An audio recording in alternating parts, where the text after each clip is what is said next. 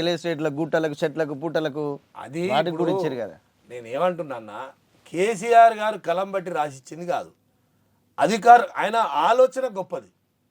రైతులకు ఏదైతే రైతు బంధు ఇవ్వాలి అంటే పెట్టుబడి సాయం ఇవ్వాలి అనేది ఒక ఆశయం ఏముందో చాలా గొప్పది. అంటే భారతదేశంలో ఇంతవరకు రైతుల గురించి ఆలోచించినటువంటి నాయకుడు ఎవరు లేరు. కానీ దాన్ని ఇచ్చినప్పుడు అధికారులకు చెప్తాడు. అధికారులకు అయ్యా మరి దీని ప్రకారంగా మనం అందరికి కూడా అందరికి ఇవ్వాలి అని చెప్తాడు. చెప్పినప్పుడు దాన్ని చూసే బాధ్యత కొంత. ఇప్పుడు ఏర్జన్గా చేను కావాలి ఉన్నప్పుడు కొన్ని పరుగు పోతాయి, కొన్ని కాల్చుకొని తింటారు, ఏదో జరుగుతుంది. అట్లా ఏదన్నా పరిగలాగా ఏదన్నా తప్పు జరుగుతుంది. నేను మొత్తమే ఇవ్వలేదు ఇచ్చిండ్రు అని చెప్పి నేను అనను. కానీ అది కేసీఆర్ గారు తప్పెట్లయితుంది.